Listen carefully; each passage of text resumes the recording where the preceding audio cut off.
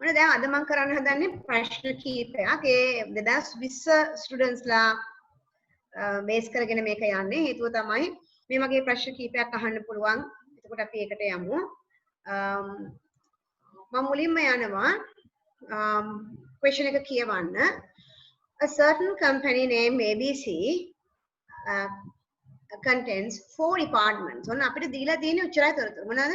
දෙපාර්තමේන්තු 4යි. සාමාන්‍යයෙන් සමහර අවුරුදු වල ප්‍රශ්න වල දෙනවා account department එකේ මෙච්චරක් ඉන්නවා, human resource department එකේ මෙච්චරක් ඉන්නවා කියලා දෙන්න පුළුවන්. ඒ කියන්නේ අපිට දෙන්න පුළුවන් අදාළ department එකේ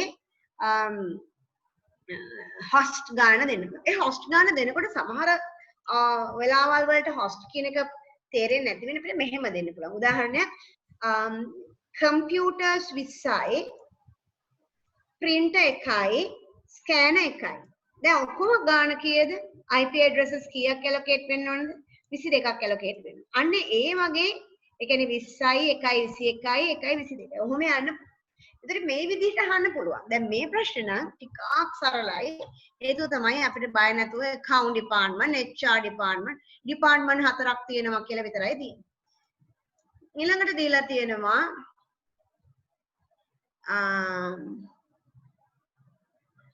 each department has nearly an unique number of computers. All the network administrator purchase IP address. IP address එක දීලා තියෙනවා මෙහෙම. IP address එකේ දීලා තියෙනවා subnet mask එක CIDR notation / notation එකකින් කියන්නේ CIDR notation එක 24යි කියලා දීලා තියෙනවා. 24යි කියලා කියන්නේ subnet mask එක දානකොට කොහොමද දාන්නේ? එකේ ඒවා 24ක් ලියාගෙන යනවා. එතකොට ඔයගොල්ලන් මේ question එක කලින් කරලා තියෙන අය හොඳට බලා ගන්න. අනිත් අයට subnet masking කියලා මම දවසක program එකක් කරන්න නැවතත් නැත්නම් වීඩියෝ එකක් තියෙනවා subnetting කියලා. ඒකෙන් බලා ගන්න පුළුවන්. ඉතින් බය වෙන දෙයක් නෑ. ඒක අමාරු නෑ.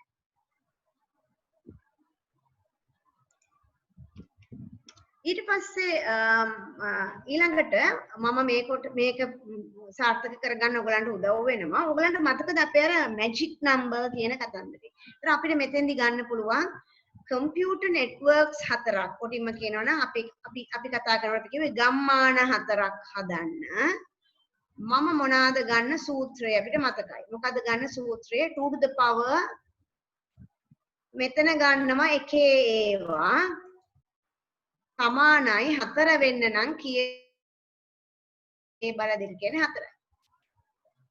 එහෙනම් අපිට මේ පැත්තේ ඉඳන් IP addresses දැන් මෙහෙම 24ක් කියන්නේ 1 2 3 4 5 6 7 8 9 10 11 12 13 14 15 16 ඒ පෝෂන් එකත් ඉවරයි 17 18 19 20 21 22 23 24 හතරක් ඉවර.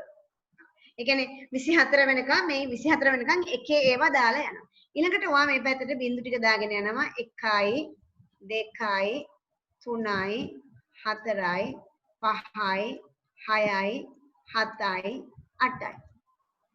ඊළඟට අපි මොකද කරන්නේ? මං කිව්වා මේ network bits ගන්න ඕනේ දෙකක් කියලා. එහෙනම් මෙතෙන්ට 1යි කියලා දා ගන්නවා. ඒ කියන්නේ ඔයාට මෙතන බිංදු අපිට හිමින් අයින් කරගන්න පුළුවන්. මේ බිංදුව අයින් කරන්න පුළුවන්. මේ බිංදුව අයින් කරන්න පුළුවන්. ඒ වෙනුවට අපිට පුළුවන් එකේ ඒවා දෙකක් දාන්න. ඔන්න දැන් අපිට අවස්ථාව දීලා තියෙනවා 1 2 4 8 16 32 කියලා ගන්න. දැන් ඔන්න 64 128 කියලා ලියා ගන්නවා. ලියාගෙන මැජික් නම්බර් එක 64 කරගන්න. දැන් අපේ මැජික් නම්බර් එක 64 කරගෙන අපි දැන් මේක හදන්න හදනවා. ඔන්න මම දැන් හදන්නම්. මම Excel එකක් ගන්නම්. ඔයාලට ලේසි වෙන්න.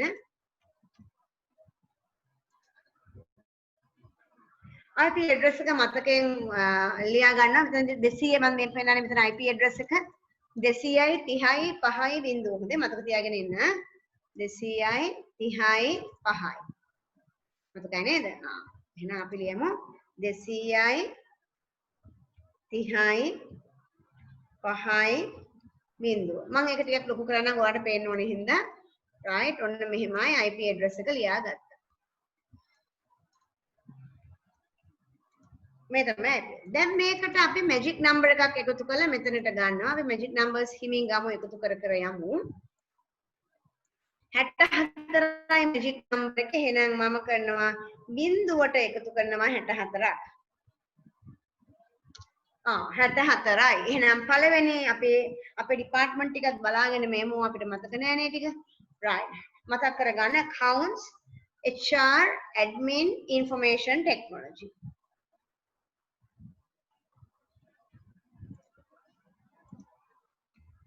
account මේක දෙමු HR එකට ඊළඟ ඩිපාර්ට්මන්ට් එකට දෙන්න අපි ගමු 64ක් එකතු කරමු ඊළඟ මැජික් නම්බර් එකක් එකතු කරනවා ඊළඟ අවස්ථාවට 64 කියන්නේ මේකට තව 64ක් එකතු කරාම ඔන්න එනවා ඒක දෙනවා අපි ඇඩ්මින්ට ඇඩ්මින් අන්තිම එකට එකතු කරනවා ආපහු 128ට එකතු කරනවා ආයි මැජික් නම්බර් එකක් මේ මැජික් එකක් එකතු කරන්නේ මම 64 ඒක දෙනවා අපි IT ඩිපාර්ට්මන්ට් එකට ඒ කියන්නේ IT ඩිපාර්ට්මන්ට් එකට දුන්නා ඔන්න ඔය විදිහට අපි computers වල network addresses allocate කරගෙන යනවා මම මේක චුට්ටක් අයින් කරන්න ඕන පේන්න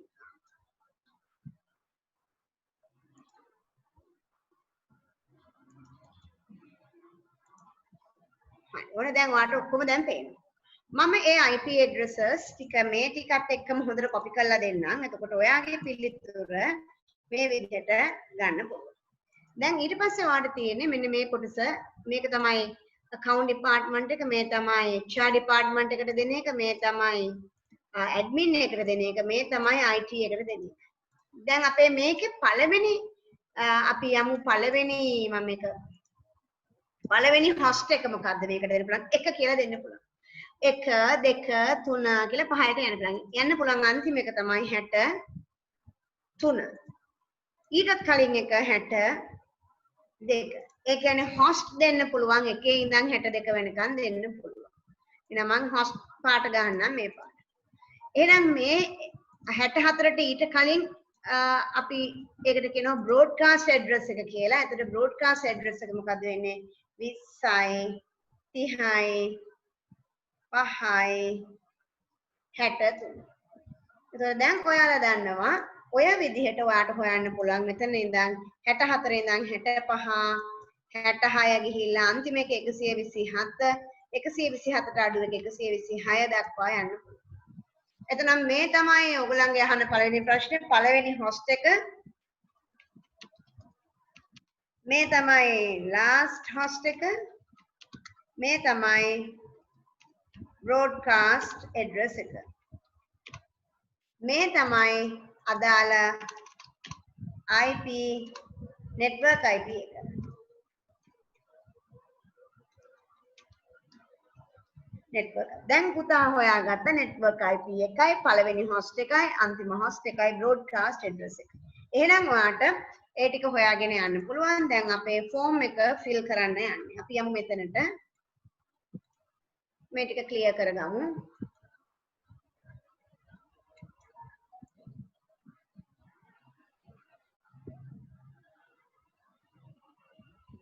හැම අවුරුද්දකම දැන් පුරුද්දක් විදිහට මේ වගේ වගුවක් එන්න පුළුවන්. කාගේ හරි IP address ගැටලු තියෙනවා නම් මේ වෙලාව පුළුවන් IP address තමන්ගේ IP address දැනුම තහවුරු කරගන්න. තව කට්ටියක් ඉන්න පුළුවන් IP address තේරුනේම නැහැ. ඒ අයට මේ කරපු ස්පීඩ් එකට තේරෙන විදිහක් නැහැ. මේක සාමාන්‍යයෙන් IP address දන්න කෙනෙක්ට මේක කරගෙන යන්න පුළුවන් මට්ටම මේ ගියේ. හැබැයි මම දැන් තීරණය කරලා තියෙන්නේ මම IP address ප්‍රශ්න කීපයක් කරපු නිසා IP address තේරෙනවා කියලායි මම යන්නේ. නමුත් මෙතන දරුවෙක් ඉන්නවා නම් මට IP address තේරෙන්නේ නැහැ මුලින් ඉඳන් කරොත් හොඳයි කියලා මට ඒ අය මැසේජ් එකක් දාන්න Google Classroom එකට. දාලා ඒ දානකොට එක්කෙනෙක් දාපු ගමන් තව අය ඉන්නවා නම් කමෙන්ට් එකක් විදිහට දාන්න පුළුවන් මටත් ඕනේ කියලා එයාත් ඒකට ජොයින් වෙන්න. මම මේ මැසේජස් දාලා තියන්නම් මොකද ඇත්තටම අපිට ඒකෙන් හොයාගන්න පුළුවන් කාටද මේ IP addresses ඕනේ කියලා ඒ අය විතරක් එකතු කරලා උදේවරු දැම්මට නිමාඩුව මේ දවස් ටිකේ උදේවරුවක හිමින් එකතු කරගෙන මට කරන්න පුළුවන් IP address මොළ ඉන්න. ඒකට 5 දිනක් එකතු වුණත් මට ගොඩක් හොඳයි. පොඩි ප්‍රමාණයක්. ඒතර මට කතා කරලා මොනවද අමාරු කියලා අහලා කරන්න පුළුවන් නේ. right. එහෙනම් අපි දැන් බලමු මේකේ උත්තරේ ලියන්න. ඔයගලන්ට පුළුවන් මාත් එක්ක ලියන්න. network address එක මොකද්ද වෙන්න ඕනේ? එහෙනම් පළවෙනි එකේ දැන් network address account එකේ අපි type කරන තරමට ඔයාලට ලියන්න පුළුවන් නම් කමන්නේ. 200යි 30යි 5යි බිංදුව. ඊළඟ එකේ human resource එකේ address එක 64. very good. අන්න ලියනවා ඊළඟ එක නෑ. very nice. අන්න එහෙම තමයි වෙන්න ඕනේ. 192ද පුතේ 164යි 64යි කියද? බලලා එන්නකො මෙතන. ඊළඟට 128 නේද පුතේ? ඊට පස්සේ 192. ලියන්න බා 128 ඊළඟට මම ඔයාලට කියන්නම් A level වල අපි කොහොමද කරන්නේ කියලා. දැන් මම මාකින් වලදී මම දැක්කා සමහර ළමයි මෙහෙම විතරක් දානවා. ඒතර පුතේ මෙහෙම IP addresses නැහැනේ. මෙහෙම IP addresses නැහැ. මෙහෙම IP addresses නැහැ. ඒතර පුතේ IP address එකක් ලියනකොට මෙහෙම ලියන්න තහනම්. කොහොමද ලියන්න ඕනේ? මේ මුළු එකත් එක්කම ලියන්න ඕනේ. 200යි එහෙම ලියන්න ඕනේ.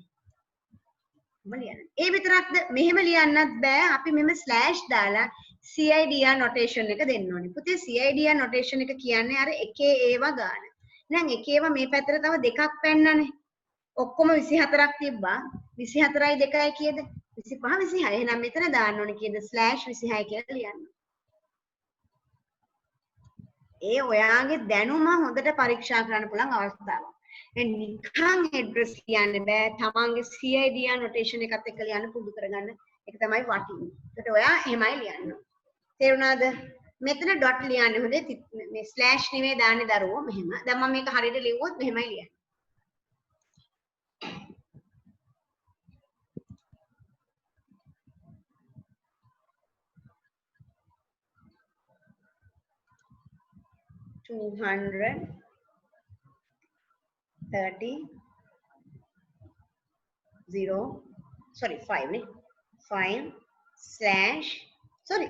dot නේ 128/26 ඕම තමයි ලියන්නේ.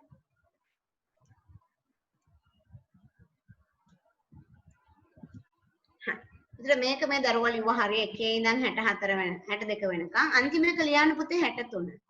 මේකත් ලියලා දාන්න. දැන් අන්තිමට විතරක් ලියුණා දැන් ඇති. දැන් මම දන්නවනේ ඔයගොල්ලෝ දන්නවා කියලා. ඕක පිටපත් කරගන්න ඔයගොල්ලෝ.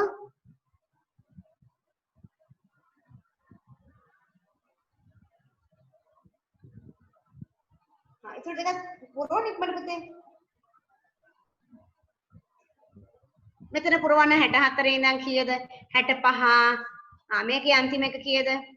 128ට කලින් එක 127 ඊට කලින් එක කීයද 126 ලියන්න ඉක්මනට ලියන්න ඉවර කරන්න එක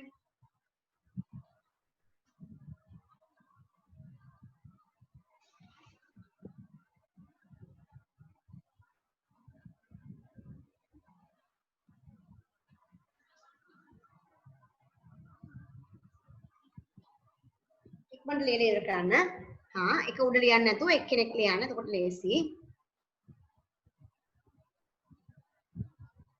66 හරියට ලියන්න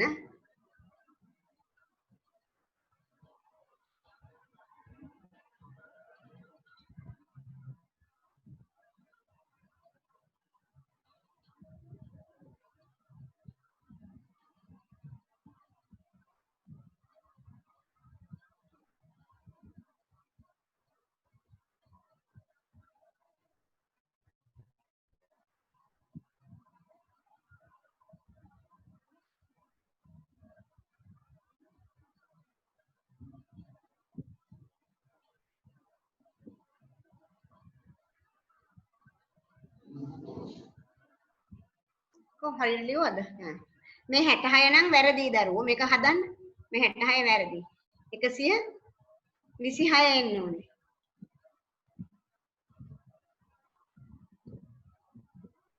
මේකත් වැරදි. ලාස්ට් හොස්ට් එක 130 වෙන්නේ කොහොමද? 190 නම් 191 නම් මේකත් වැරදි.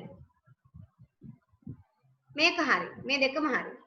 මේක ලියපු දරුවා හරියට ලියලා තියෙනවා. Information technology එක හරි.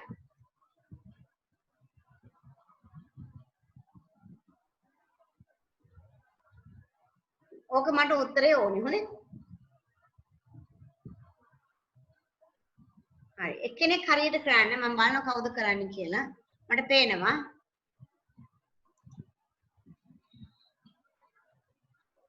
ලස්සනට ලියන්න පුළුවන් කෙනෙක් ඉක්මනට ලියලා ඉවර කරගන්න. මොකද මම දැන් ඊළඟ ප්‍රශ්නේ අහන්න වෙන ප්‍රශ්නයක්.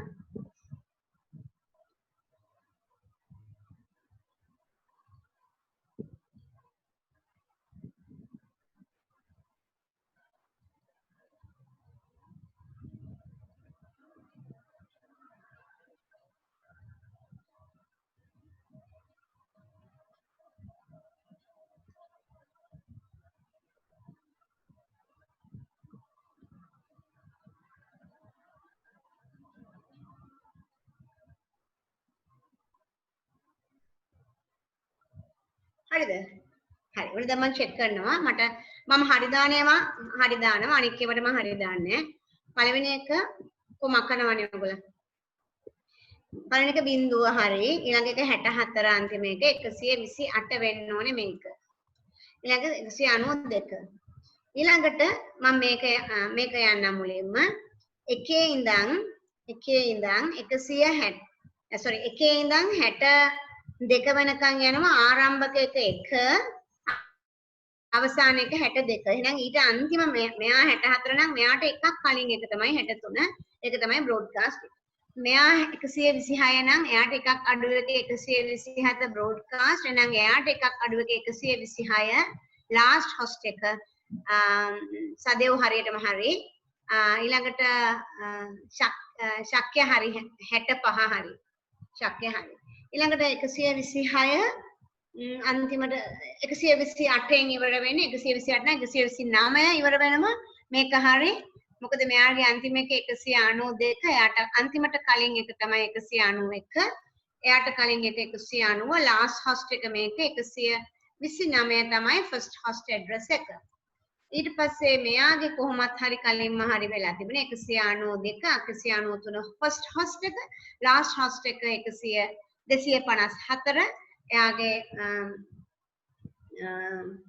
එයාගේ බ්‍රෝඩ්කාස්ට් ඇඩ්‍රස් එක මේක. දැන් ක්වෙස්චන් එකක් ලියා ගන්න මාත් එක්ක. සුපුන් මේ ළඟදී අහුව මගෙන් මේ ප්‍රශ්නේ අපි බලමු. මම දෙන ඒවා බලා ගන්න. account information technology 115ක්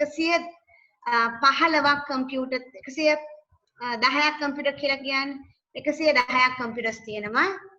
ඇඩ්මිනිස්ට්‍රේෂන් එකට කම්පියුටර්ස් 2යි printer 1යි. human resource එකට තියෙනවා computers 20 මේකට තියෙනවා computers 50ක් තියෙනවා. account department එකට තියෙනවා 25ක්. ලියා ගන්න ගන්න. පිළිවෙලට ලියා ගන්න account 25යි human resource 50යි administration department එකට printer එකයි computers 2යි information technology එකට 110ක් තියෙනවා. දැන් හදන්න අලුත් IP එක අරකමයි දෙන්නේ subnet mask උත් එක්ක ඔක්කොම හදන්න slash notation එකත් එක්ක. දැන් මේකේ වැඩිපුර එකක් මම දෙනවා subnet mask කියලා එකක් දෙන්න. දැන් හොන්න හදලා පෙන්නන්න. දැන් තමයි හදන්න පුළුවන් නම් වටින්නේ. ඔන්න අපි දැන් මුළු එකේම මේකේ ආන්සර් එක මට අප්ලෝඩ් කරන්න ඕනේ. කවුරු හරි හොඳට කරපු කෙනෙක් මට එවන්න. මම ඒක ඕකේ කරාට පස්සේ Google Classroom එකට අප්ලෝඩ් කරන්න. දෙවැනි ප්‍රශ්නය විදිහට මම දැන් දෙන ප්‍රශ්නය මම දැන් දාන්න. ඒක අප්ලෝඩ් කරන මේ විදිහටමයි යන්නේ. කම්පියුටර්ස් ටික විතරක් වෙනස් වෙනවා. මම ක්ලියර් කරනවා ඔක්කොම. ක්ලියර් කරලා මම කම්පියුටර්ස් ලිස්ට් එක දාන්නම් දැන්.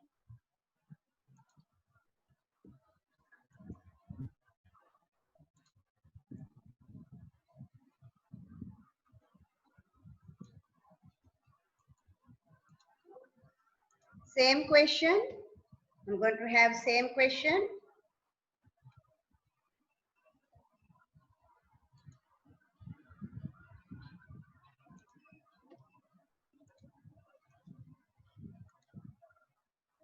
Right. මෙතන මම දාලා තියෙනවා number of computers මම මෙහෙම දාන්නම්. එතකොට ඔයාලට මේ ප්‍රශ්නේ තාම පැහැදිලි වෙනවා මේ විදිහට. account, HR, admin,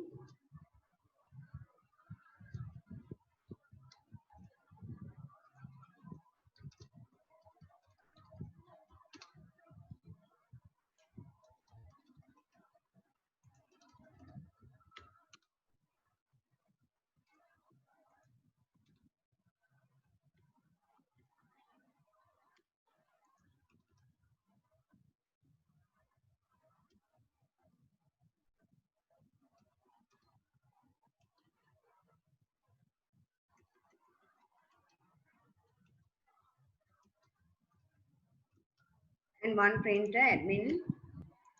Finally, this one 110 computers. හරි. දැන් මට කියන්න මේ වගේ ප්‍රශ්නයක් කොහොමද අපි කරන්නේ කියලා දීලා තියෙනවා.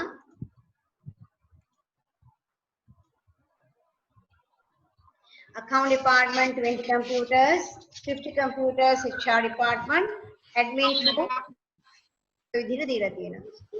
දැන් කරන්න බලන්න.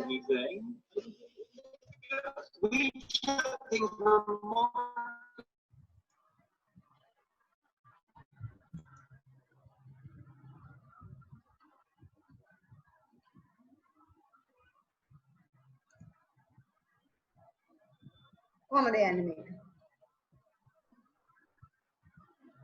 කියන්න බලන්න. දීලා තියෙන IP address එකත් අර විදිහමයි. දැන් කලින් පාර කිව්වේ නෑ ඒක සමානව බ්ලොක් 4කට බෙදාගත්තා. සමානව බ්ලොක් 4කට බෙදා ගන්නවා කියලා කියන්නේ ඒක හරි ලස්සන කතාවක්. ඒ බ්ලොක්ස් කියන කතාව තේරුම් ගන්න ඕනේ ඔයගොල්ලෝ. සමානව බ්ලොක් 4කට බෙදාගත්ත කියන්නේ මේ බිඳුවේ ඉඳන් 255 වෙනකන් IP address 256ක් මෙතන තියෙනවා. ඒක සමානව කෑලි 4කට කඩා ගන්න.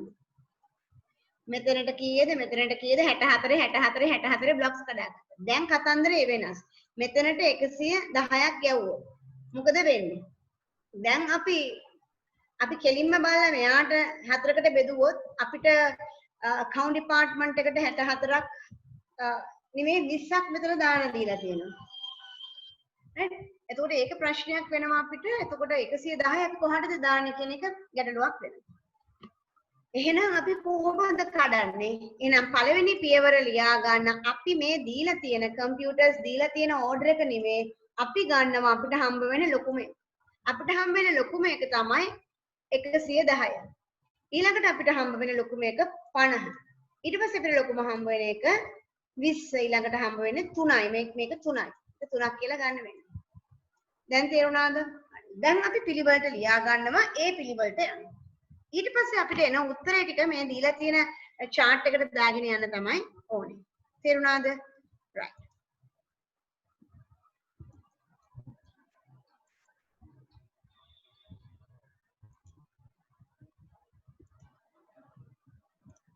හරි.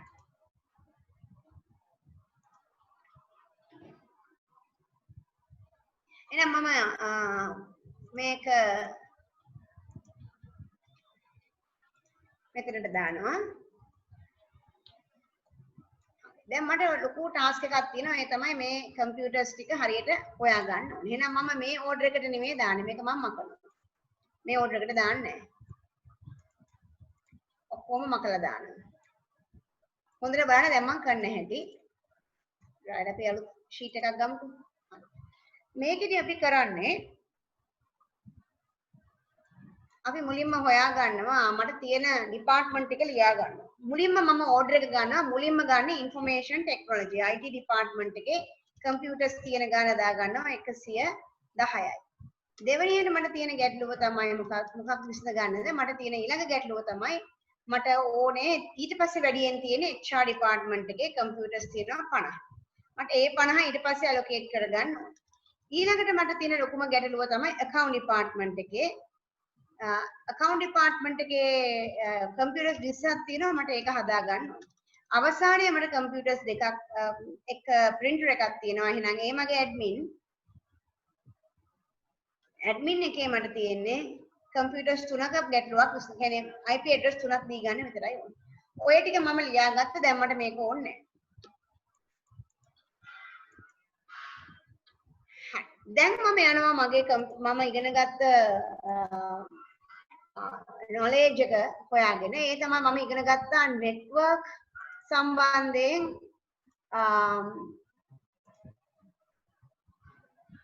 IP address වලට මම ලොකු presentation එකක් හදලා කියලා දුන්නා. ඒකෙදි මේ IP address එකේ අපිට දැන් මේ තියෙන ප්‍රමාණ තමයි දැන් මේ කතා කරන්නේ.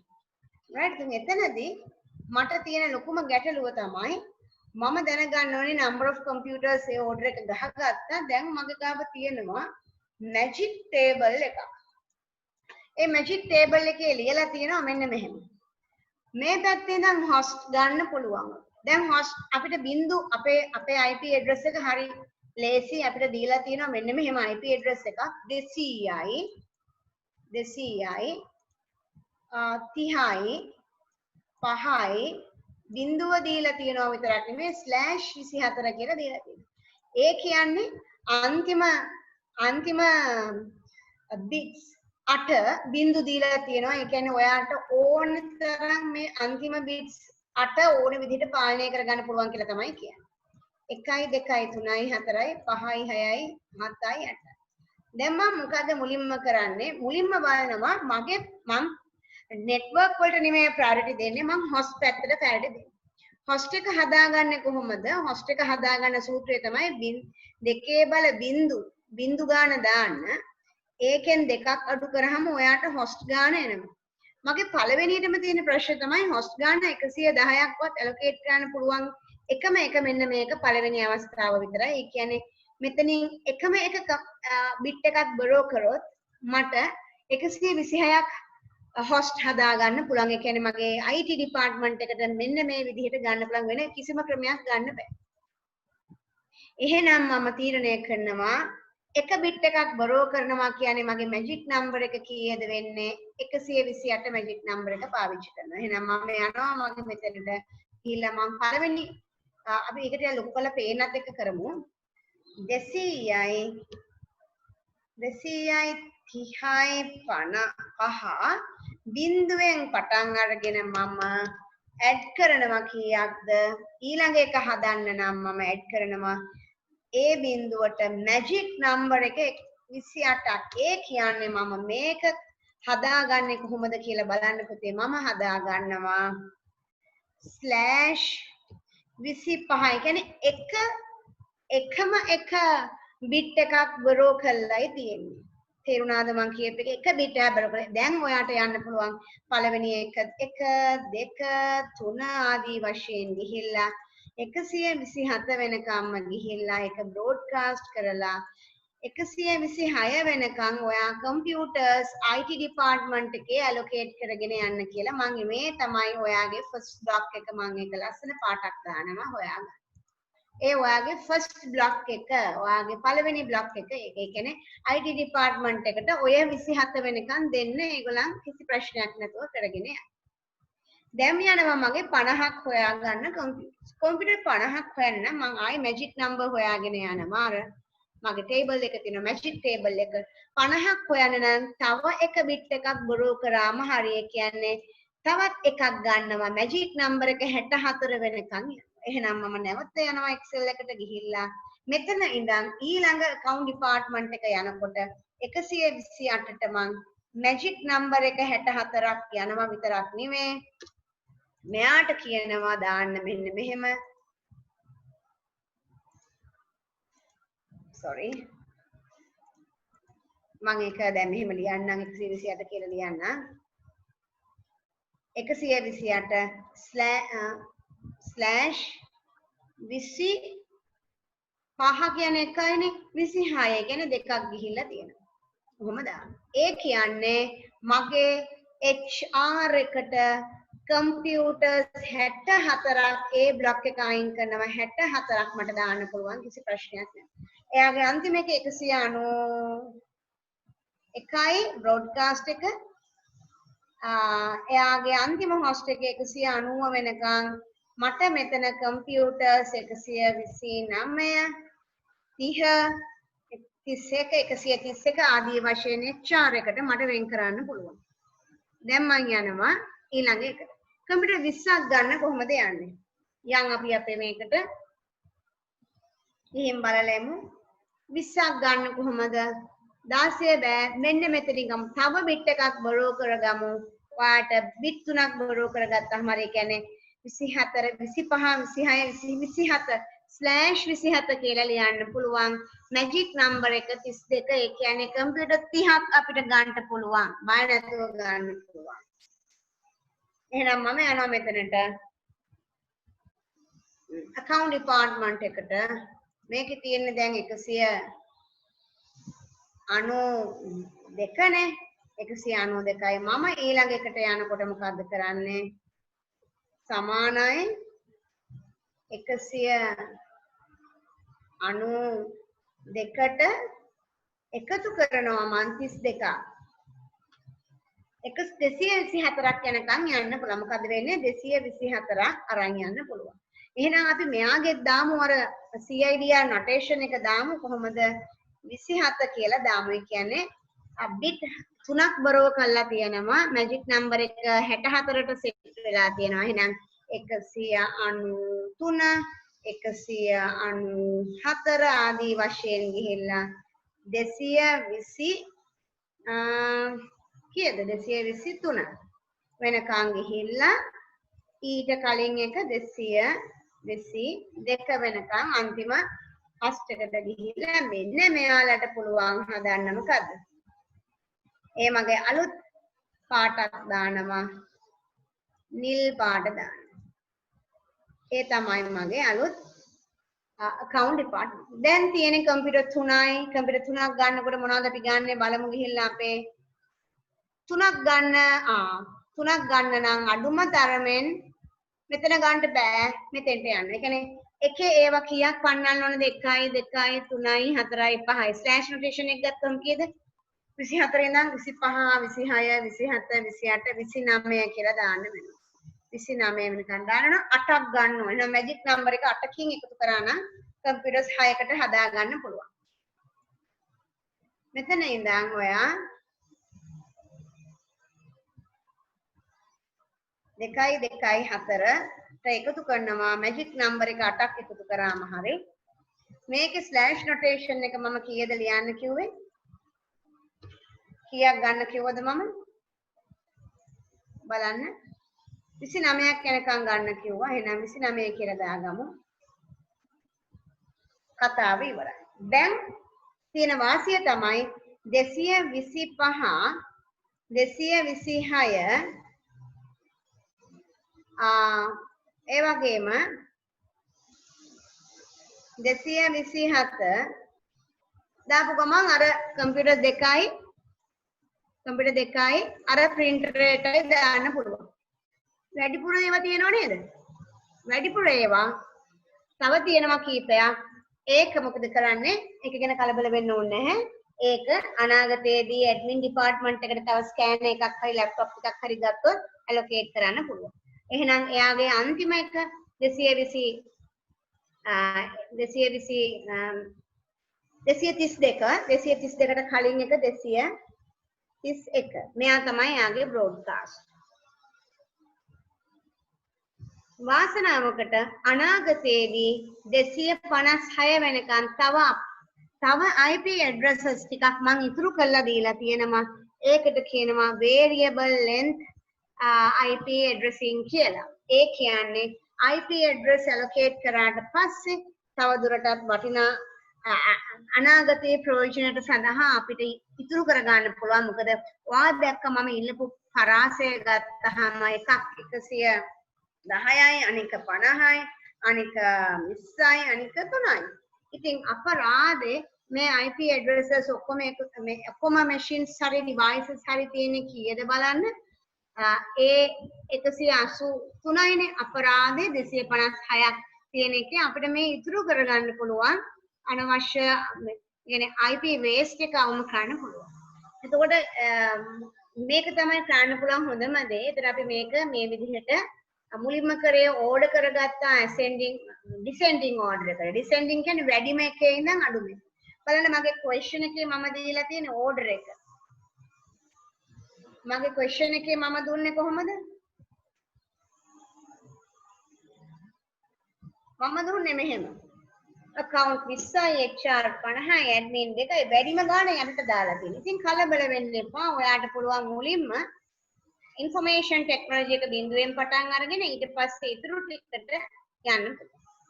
තේරුණාද? එතකොට මෙන්න උත්තරේ දාලා තියෙනවා. මම මේ උත්තරේත් ආපහු Google Classroom එකට අප්ලෝඩ් කරන්න. මේ උත්තරේ හරියට හදා ගන්න පුළුවන් අය අත උස්සන්න බලන්නද?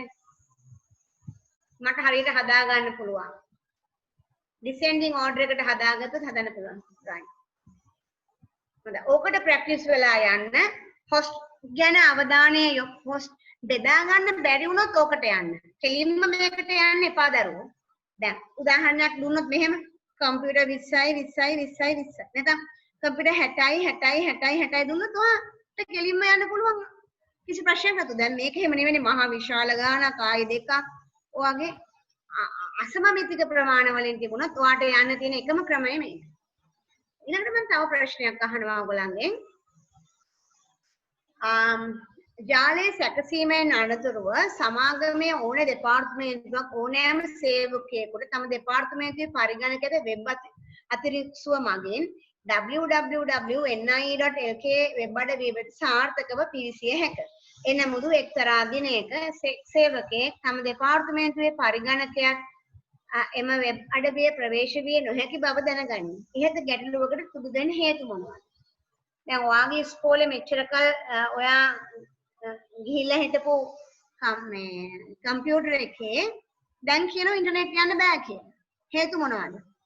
ඔයාලට ගොඩක් හේතු කියන්න පුළුවන්. DNS එක වැඩ කරන්නේ නැහැ ඒක ඩවුන් කියන්න පුළුවන්. domain name server කියන්නේ අර වෙබ්සයිට් එකේ URL එක ගැහුවාම ni.lk කියලා ni.lk කියලා ගැහුවාම ඒක IP බවට පරිවර්තනය කරන්නේ DNS එක. domain name server කියන්නේ convert domain name to IP address. ඒක ඩවුන් වුණොත් වැඩ කරන්නේ නැහැ. proxy server එක ඩවුන් වුණොත් වැඩ කරන්නේ නැහැ. ඒ වගේම proxy setting වෙනස් වුණත් වැඩ කරන්නේ නැහැ. ලේසිම දේ තමයි ඉන්ටර්නෙට් එක වැඩ කරන්නේ. ස්විච් එක කැඩිලා ඒකත් වෙන්න පුළුවන්. power එක දාලා නැහැ ස්විච් එකට. router එක කැඩිලා. cable damage වෙලා. cable not properly connected. network card එක කැඩිලා. බිල ගෙවලා නැහැ. ඒකත් වෙන්න පුළුවන්. computer is not properly connected to the network. IP configuration is not matching. ඒකත් වෙන්න පුළුවන්. එතකොට ඔක සිංහලෙන් යන්න පුළුවන්.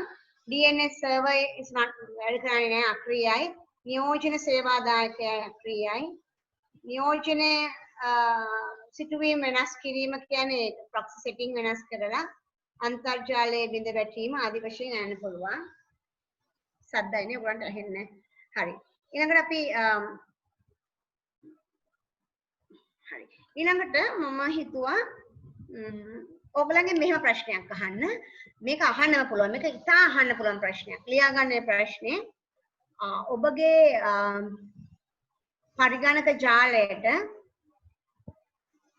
අනවසර ප්‍රවේශ වැළැක්වීමට ඔබ ගත හැකි පියවර බල මොනවාද? ඒක දාන්න පුළුවන්. ඒ වගේම ඔබගේ ජාලයට විය හැකි ආරක්ෂක තර්ජන මොනවාද?